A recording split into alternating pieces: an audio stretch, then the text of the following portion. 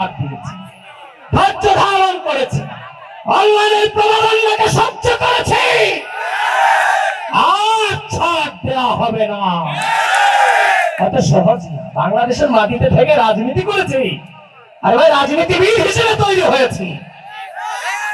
আজকে সেই গুপ্ত সন্ত্রাসীরা বাংলাদেশের সুপ্রিম নেতৃত্ব, যারা বাংলাদেশকে ধারণ করে, যাদের নেতৃত্বের কারণে বাংলাদেশের স্বাধীনতা সার্বভৌমত্ব টিকে আছে, সেই নেতৃত্বদেরকে টার্গেট করে সেই গুপ্ত শিবিরের সন্ত্রাসীরা নানান ধরনের অবাচ্য ধরনের শব্দ উচ্চারণ করে নেতৃত্বের বিরুদ্ধে। আমি তাদেরকে বলতে চাই, আপনারা বাংলাদেশের পক্ষে কথা বলেন।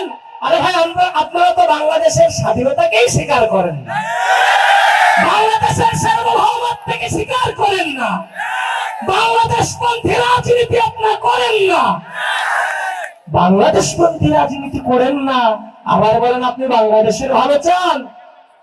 যদি বাংলাদেশের ভালো চান, আগে বাংলাদেশের মাটিতে মিশে রাজনীতিটা শিখেন। গুপ্তচর বৃত্তি আর রাজনীতি এক নয়। বন্ধুগণ, রাষ্ট্র চালাবেন তো নাকি? আরে ভাই, কথা বলতে হবে। রাষ্ট্র চালাবেন? ক্ষমতা চান না দায়িত্ব চান? ভাই, আজ থেকে আওয়াজ আসছে না তো, কথা বলতে হবে তো। এই ক্ষমতা চান না দায়িত্ব চান? আমরা লড়াই দেখি নাই, সংগ্রাম করি নাই, একসাথে সংগ্রাম করি নাই, রাজপথ কাঁপাই নাই, গুম হই নাই, খুন হই নাই, সাথে পুলিশই সাজাই নাই। এই কথা বলেন না কেন? পুলিশই সাজাই নাই। আমরা একদিকে যেমন রাজপথে লড়াই করেছি, ঠিক একই ভাবে যে অত্যাচারের বিরুদ্ধে, যে বৈষম্যের বিরুদ্ধে আমরা লড়াই করেছি, সে লড়াইয়ে যদি আমরা বিজয়ী হই, তাহলে আমরা এই রাষ্ট্রকে কিভাবে বিনির্মাণ করব, সেই পলিসি আমাদের হাতে আছে নাকি নাই? ভাই, কথা বলতে হবে, আছে নাকি নাই? আজকে এই কুষ্টিয়ার এই মাঠ থেকে যে আওয়াজ হবে, সেই আওয়াজে 12 তারিখ ধানের শীষ জিতবে ইনশাআল্লাহ। পলিসি আছে আমাদের হাতে। স্লোগান হবে না, স্লোগান হবে 12 তারিখের পরে, 12 তারিখ রাতে ধানের শীষ নিয়ে রাজীব চৌধুরীর হাতে ধানের শীষকে তুলে দিয়ে। বন্ধুগণ, পলিসি আছে তো আপনাদের নাকি? এবার আসে, আমরা বলেছি, আমরা যদি যে রাজনৈতিক অপসংস্কৃতির কারণে এই বাংলাদেশ অস্থিতিশীল ছিল, মানুষ গুম হয়েছে, খুন হয়েছে, মা তার সন্তানকে হারিয়েছে, সন্তান তার বাবাকে হারিয়েছে, এমন সন্তান পৃথিবীতে জন্ম নিয়েছে, বাবার চেহারা পর্যন্ত দেখেনি, গর্ভে থাকা অবস্থাতেই তার বাবাকে গুম করা হয়েছে। ইতিহাস নাই? সেই বাংলাদেশকে আমাদের হাত ধরে পুনরাবৃত্তি হবে? এই গুম খুনকে আমাদের হাত ধরে পুনরাবৃত্তি হবে? হবে? হবে? ঠিক আছে, তাহলে আমরা ওটাকে পুনরাবৃত্তি করবো না। তাহলে আমরা রাষ্ট্রটাকে কিভাবে সাজাবো? আমরা বলেছি একটি স্থায়ী সংস্কার প্রয়োজন। আজকে তারা সংস্কার নিয়ে অনেক কথা বলে। আরে ভাই, সংস্কার তো আমরা তোমাদেরকে শিখিয়েছি, আমরা বলে দিয়েছি, তোমরা সেখান থেকে কপি করেছো, কপি পেস্ট। এখন কপি পেস্ট চলে না। এই বাস দিয়ে কি তারেক রহমান হওয়া যাবে? এই বাস দিয়ে তারেক রহমান হওয়া যাবে? তারেক রহমান হইতে হইলে এই যে জনসমুদ্র হচ্ছে, ওই জনসমুদ্র করে দেখাও, লড়াই করো।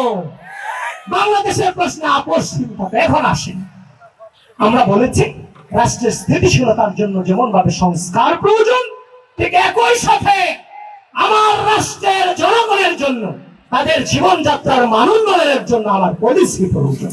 আমরা বলেছি আমার বাংলাদেশের জনগণের জন্য আমি ফ্যামিলি কার্ড নিয়ে আসবো, যে ফ্যামিলি কার্ডের মধ্য দিয়ে আমার গরিব শ্রেণী, প্রতিটি শ্রেণী পেশার মানুষের ঘরে যে নারীরা আছে তাদের নামে ফ্যামিলি কার্ড হবে।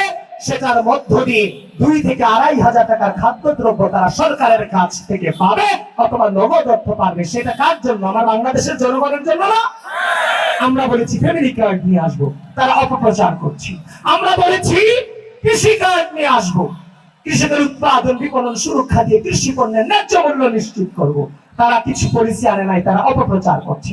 আমরা বলেছি শিক্ষা ব্যবস্থাকে পুনর্গঠন করব, তারা কোনো পলিসি আনে নাই, তারা আমাদের বিরুদ্ধে অপপ্রচার করছে। আমরা বলেছি স্বাস্থ্য সেবার জন্য যথাযথ উদ্যোগ গ্রহণ করব, তারা কোনো পলিসি আপনাদেরকে দেখাতে পারে নাই, তারা অপপ্রচার করে বেড়াচ্ছে। আমরা বলেছি পরিবেশের বিষয়ে আমরা যথাযথ উদ্যোগ গ্রহণ করব, এটার বিপরীতে তারা কোনো পলিসি দেখাতে পারে নাই, তারা অপপ্রচার করে বেড়াচ্ছে। আমরা বলেছি আমাদের ইমাম, মুয়াজ্জিন, খতিব সহ অন্যান্য ধর্মাবলম্বী ব্যক্তিদেরকে রাষ্ট্রীয় মর্যাদা দেওয়া হবে, মাসিক সম্মানী প্রদান করা হবে। আমরা পলিসি নিয়ে এসেছি, তাদের বিরুদ্ধে, তাদের এটার এগেইনস্টে তারা কোনো পলিসি দেখাতে পারে নাই, কিন্তু তারা অপপ্রচারে ব্যস্ত। এ ভাই, অপপ্রচার দিয়ে ক্ষমতায় যাওয়া যাবে? অপপ্রচার দিয়ে ভোট পাওয়া যাবে? প্রিয় বন্ধুগণ, তাদের পলিসি অপপ্রচার, তাদের পলিসি হচ্ছে রাশের রাজনীতি। আপনারা দেখে থাকবেন, পাবনাতে শিবির কর্মী তার মিছিলে গুলি চালিয়ে বিএনপির উপরে ভাই চাপানোর অপচেষ্টা করে নাই? এই করছে কিনা ভাই? উসমান হাদি ভাই সম্মানিত ব্যক্তি, সে যখন শাহাদাত বরণ, তাকে যেদিন গুলি করা হয়, সেদিন শিবিরের গুপ্ত সন্ত্রাসীরা, সাবেক ছাত্রলীগের নেতারা, তারা মির্জা আব্বাসের বাসার ইট খুলে আনার জন্য অপচেষ্টা করে নাই? লাশের রাজনীতি করে নাই উসমান হাদি ভাইকে নিয়ে? তারা মনে মনে চাচ্ছিল উসমান হাদি ভাই মরে যাক, শহীদ হোক, সেটার মধ্যে দিয়ে লাশের রাজনীতি করতে চেয়েছে। ঠিক একই ভাবে সেদিন শেরপুরে পুলিশ প্রশাসন জামাতের নেতাকে বলেছে আপনি এখানে দাঁড়ান, আমার বিএনপি নেতা বলেছে আপনার পায়ে ধরছি, আপনি সামনে অগ্রসর হন না, আপনি আমাদের প্রত্যেকের প্রাণটুকু রক্ষা করেন। সে একগুঁয়েমি দেখিয়ে সে লাশের রাজনীতি করবার জন্য সামনে অগ্রসর হয়ে নিজের কর্মীকেরা নিজে হত্যা করেছে। তারা আছে লাশের রাজনীতিতে। এবার আপনাকে বলছে জামাত ইসলাম, ইসলাম বুঝি, আমরা ইসলাম বুঝি না। এ ভাই, নারে তাকবীর, আল্লাহু আকবার জামাতের স্লোগান না মুসলমানের স্লোগান? এই মাঠে কাঁপিয়ে বলতে হবে নারে তাকবীর, নারে তাকবীর, নারে তাকবীর।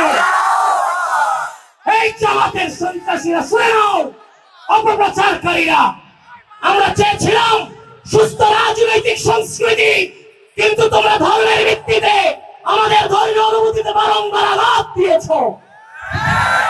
নারে তাকবীর, আল্লাহু আকবার মুসলমানের স্লোগান, কোন দলের স্লোগান হতে পারে না। প্রিয় পশ্চিমবাসী, তারা বলছে আমরা ইসলাম কায়েম করব, আবার আমেরিকান দূতাবাসে গিয়ে বলে আমরা শরিয়া আইন কায়েম করব না, বলে কিনা? দূতাবাসে কারা যায়? কেউ যায় দিল্লির দিকে, কেউ যায় পাকিস্তানের দিকে, কেউ যায় সাম্রাজ্যবাদের দিকে। এই বাংলাদেশের মাটিকে আর আধিপত্যবাদী অপশক্তির জন্য কাউকে ব্যবহার করতে দেওয়া হবে না। কত সহজ! আরে ভাই, রক্ত দিতে দিতে পর্যন্ত এসেছে। এই বাংলাদেশের মাটিতে আর আধিপত্যবাদী অপশক্তিকে উদ্ধার হবে না। এই বন্ধুগণ, একদিকে যেমন লাশের রাজনীতি, আরেকদিকে দূতাবাসে হাজির, আরেকদিকে জান্নাতের টিকিট বিক্রি করে নারে তাকবীর, আল্লাহু আকবার স্লোগানকে নিজের মালিকানায় নিয়ে জান্নাতকে কোন মানুষ দিতে পারে? মহান আল্লাহ তাআলা বিদায় হজ্জের ভাষণে আল্লাহ রাসূল মুহাম্মদ সাল্লাল্লাহু আলাইহি ওয়াসাল্লাম ঘোষণা করেছেন, আল ইয়াউমা আকমালতু লাকুম দীনাকুম ওয়া আতমামতু আলাইকুম নি'মাতি ওয়া রাদিতু লাকুমুল ইসলাম দীনা। তিনি ইসলামকে পরিপূর্ণ করে দিয়েছেন শরীরে। সুতরাং এই ইসলামকে কেউ বাড়াবে, কেউ কমাবে, সেটা সক্ষমতা কি কারো আছে? এ ভাই, আমরা আমাদের 31 দফার 16 দফাতে বলেছি ধর্মীয় স্বাধীনতার সর্বোচ্চ নিশ্চয়তা প্রদান করা হবে। সে হিন্দু, বৌদ্ধ হোক, খ্রিস্টান হোক, মুসলমান হোক, প্রত্যেকের ধর্মীয় স্বাধীনতা সমানভাবে এই ভূমিতে পালন করবে। কোন ধর্মে কি চুরি করার জন্য বলছে? এই কোন ধর্মে চুরিকে হালাল বলছে? অপপ্রচারকে? আর কথা বলতে হবে, অপপ্রচারকে, গীবতকে, গুপ্তচর বৃত্তিকে। তাহলে কিসের মুসলমান? আর কিসের মুসলমান? এরা ইসলামের নামকে ব্যবহার করে সব থেকে বেশি অইসলামিক কাজ এরা করে যাচ্ছে। মনে রাখবেন, এই কুষ্টিয়াবাসী মনে রাখবেন, আপনাদের প্রত্যেকের দায়িত্ব সচেতনতা বৃদ্ধি করা। এমন একদিন দেখতে হবে তাদেরকে যদি আপনারা না থামাতে পারেন, শুধুমাত্র এদের কারণে আমার ধর্ম পবিত্র ইসলামকে বিভিন্নভাবে ট্যাগিং করা হবে ভবিষ্যতে। বক্তৃতা শেষ পর্যায়ে আছি। ভোট কি হবে? এবার কথা বলবেন, ভোট হবে? ঐক্যবদ্ধ থাকবেন? গ্রুপিং করবেন? গ্রুপিং করবেন? ঐক্যবদ্ধ থাকবেন? ধানের শীষে ভোট আনবেন? ধানের শীষ কি ব্যারিস্টার রাজীব চৌধুরী ভাইয়ের মার্কা? এই সেট থেকে তো কোনো কথাই আসতেছে না। কি ভাই, এই ব্যারিস্টার রাজীব চৌধুরী মার্কা ধানের শীষ? ধানের শীষে বাংলাদেশের স্বাধীনতা সার্বভৌমত্বের প্রশ্নে আপসহীন প্রতীক হচ্ছে ধানের শীষ। এই ধানের শীষের উপরে বাংলাদেশের স্বাধীনতা সার্বভৌমত্ব টিকে ছিল। বন্ধুগণ, কোন চাঁদাবাজি, কোন টেন্ডারবাজি, কোন দখলদারিত্ব নতুন বাংলাদেশে চলবে না। আজকে চাঁদাবাজির কথা বলা হয়, আমরা তো জুড়ের সম্মুখ সারির যোদ্ধা ছিলাম। আমরা যখন বলেছিলাম যে প্লিজ কেউ কাউকে ছেড়ে যান না, এই ডাকে আহ্বান সারা দিয়ে 5 জন আমাদের চোখের সামনে শহীদ হয়ে গিয়েছে। আমাদের কি ভূমিকা ছিল না? আমাদেরকে আপনারা শুধু 5 আগস্ট কেন্দ্রিক চিনেন না, এই আন্দোলনকে গণঅভ্যুত্থানের উদ্ধার করবার জন্য 7 জুন থেকে আমরা পরিকল্পনা করেছি জাতীয়তাবাদী ছাত্রদল, এবং 14 তারিখ রাতে 14 জুলাই রাজু ভাস্কর্যের পাদদেশ থেকে গোটা বাংলাদেশে যে স্লোগান ছড়িয়ে পড়েছিল, কে বলেছে স্বৈরাচার স্বৈরাচার, সেটাও সেদিন রাজু ভাস্কর্যের পাদদেশ থেকে জাতীয়তাবাদী ছাত্রদল উত্থান করেছিল। সেদিন তারা আমাদেরকে বাধা দিয়েছিল। এখন আমার বন্ধুরা যারা সমন্বয়ক হয়েছিলেন, উপদেষ্টাতে গিয়েছিলেন, দুর্নীতি করে নাই? কথা বলেন না, কেউ দুর্নীতি করে নাই? চাঁদাবাজি করে নাই? দখলদারিত্ব করে নাই? টেন্ডারবাণিজ্য করে নাই? এই স্টেজ থেকে ওপেন চ্যালেঞ্জ ছড়ে যাচ্ছি, আমাদের দ্বারা যদি কেউ দেখাতে পারে একদিনের জন্য 1 পয়সা কোন অধিকারে রাষ্ট্রে চর্চা করেছি, মোর্চা টাকা দিয়ে রাজনীতির মাঠ থেকে চলে যাব। বলেন, এই জুলাইয়ের গণঅভ্যুত্থানে যারা সম্মুখ সারির যুদ্ধে, তাদেরকে বলেন ওপেন স্টেজে চ্যালেঞ্জ দিতে বলেন, পারবে না।